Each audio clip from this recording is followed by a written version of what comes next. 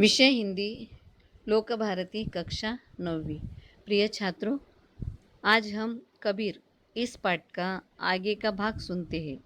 पिछले वीडियो में हमने सुना कि किस प्रकार वो अपने और लोगों के शरीर रूपी घर के अंदर की विकारों को साफ करने के लिए अपने हाथ में मशाल लेते हैं, वो भी मशाल प्रेम स्वरूप।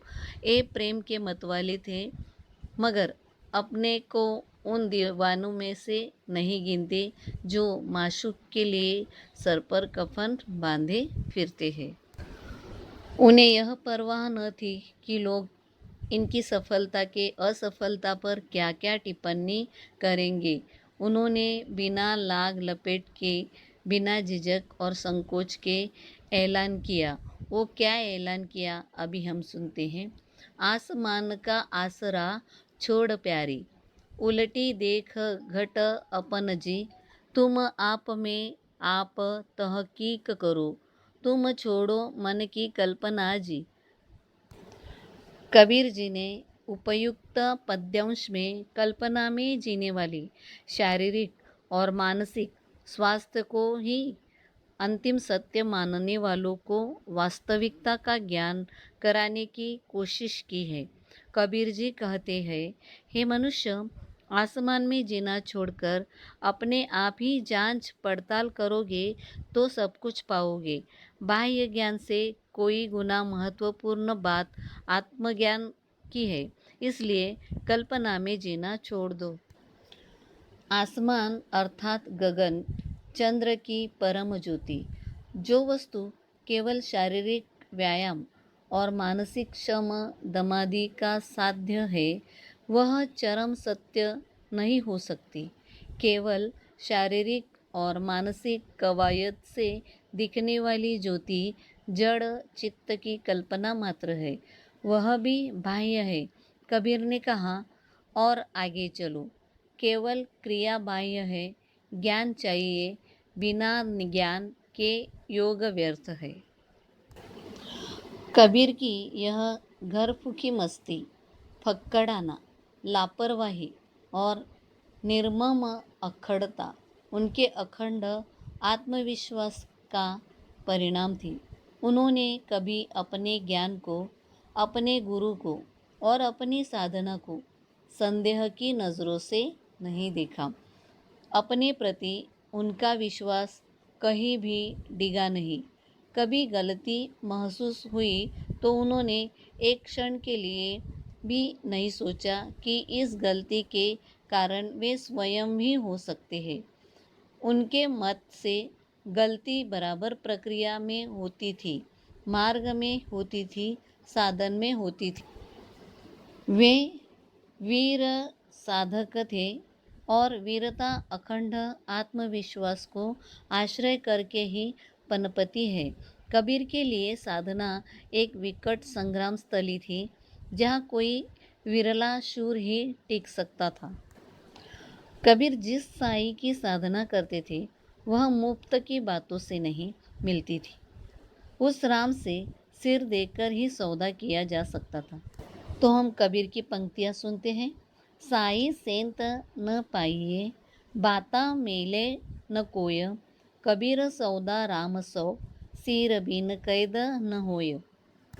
कबीर जी कहना चाहते हैं कि हे ईश्वर के अथवा प्रेम के सहज ही गति में प्राप्त नहीं होता, ना ही बड़ी बड़ी बातें करने से प्राप्त होता।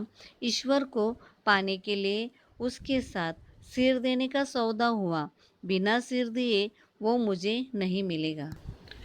कबीर जी कहते हैं कि ईश्वर अथवा प्रेम सहज ही प्रेम में प्राप्त नहीं होता, ना ही बड़ी बड़ी बातें करने से प्राप्त होता।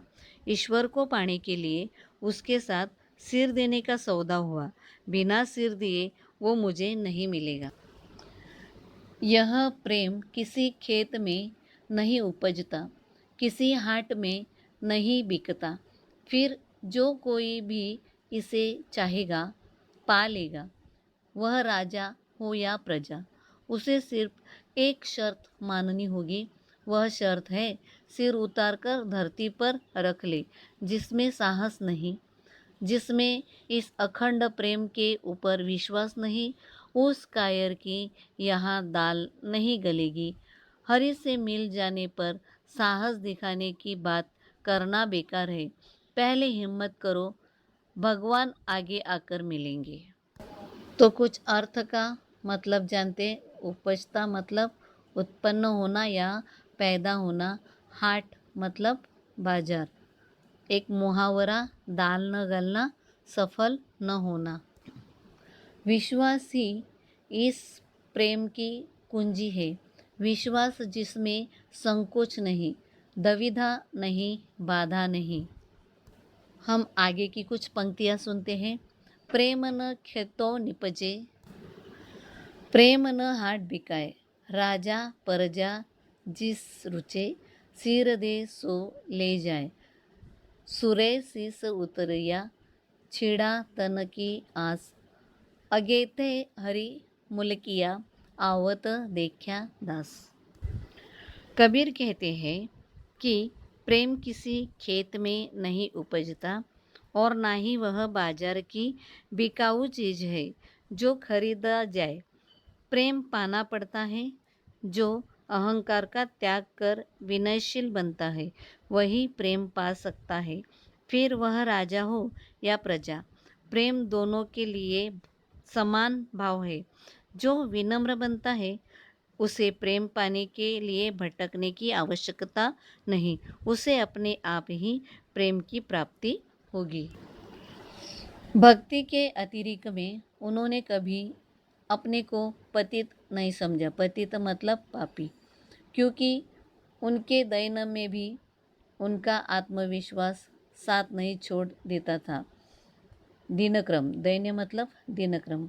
उनका मन जिस प्रेम रूपी मदिरा, मदिरा मतलब यहाँ पे मदिरा का मतलब क्या है तो नशा, मदिरा से मतवाला बना हुआ था, वह ज्ञान के गुण से तैयार की गई थी।